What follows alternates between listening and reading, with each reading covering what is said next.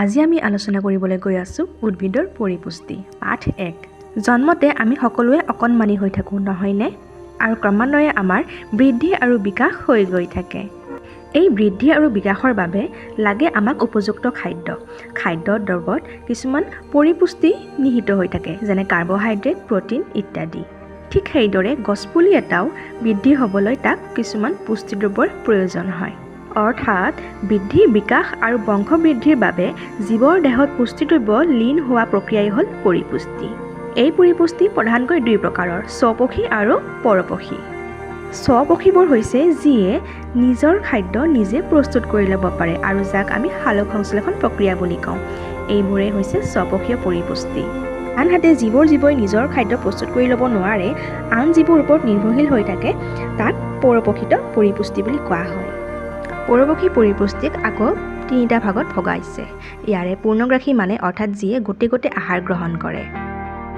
খাদ্যৰ ভিত্তিত ইহঁতক আকৌ তিনিটা ভাগত ভগাইছে। যিয়ে ঘাঁহ বন খাই জীয়াই থাকে তেওঁলোক তৃণভোজী, আৰু যিয়ে মাংস খাই জীয়াই থাকে তেওঁলোকক মাংসভোজী, আৰু যিয়ে সকলো ভোজন কৰে তাক সৰ্বভোজী হিচাপে ভগোৱা হৈছে।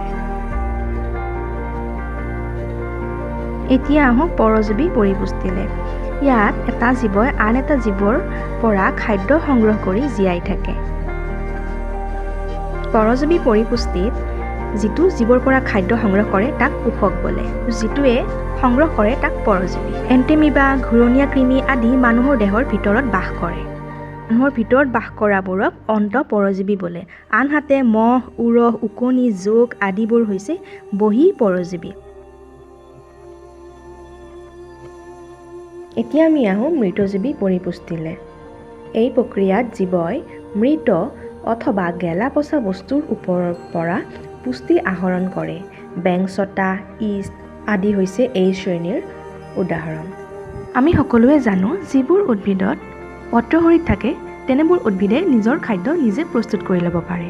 কিন্তু এনে কিছুমান উদ্ভিদো আছে যাৰ পত্ৰসৰিত নাথাকে আৰু সিহঁতে নিজৰ আহাৰ নিজে প্ৰস্তুত কৰি ল'ব নোৱাৰে। এইবোৰে হৈছে পৰপোষিত উদ্ভিদ।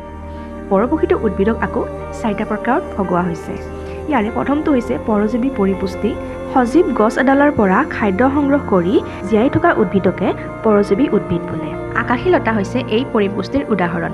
পত্ৰসৰিত নথকা বাবে ই নিজৰ আহাৰ নিজে প্ৰস্তুত কৰিব নোৱাৰে আৰু সেইবাবে আন গছৰ ওপৰত বগাই আগৰি ধৰে। ৰাফলেচিয়া নামৰ উদ্ভিদবিধ আন গছৰ শিপাত গজে, সেইকাৰণে ইয়াক মূল পৰজীৱী বুলিও কোৱা হয়। ইয়াৰ পাত নাথাকে কিন্তু ফুল ফুলে। ৰাফলেচিয়া ফুল পৃথিৱীৰ আটাইতকৈ ডাঙৰ ফুল। ৰাফলেচিয়া প্ৰধানকৈ ইণ্ডোনেছিয়া, মালয়েছিয়া, থাইলেণ্ড, ফিলিপিনছ আৰু বৰ্নিঅ'ত পোৱা যায়।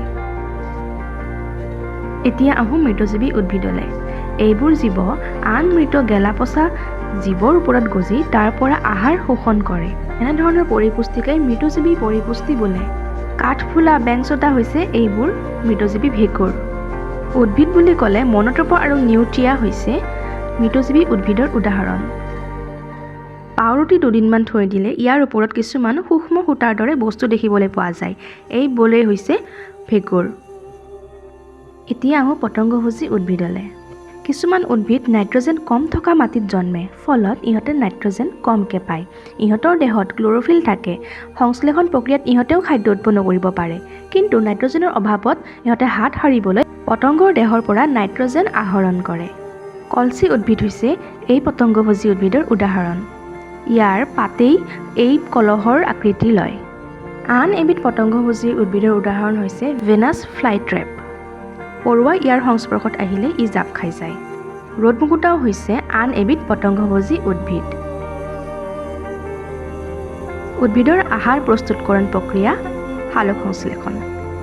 উদ্ভিদে শিপাৰে মাটিৰ পৰা পানী আৰু খনিজ লৱণ শোষণ কৰে।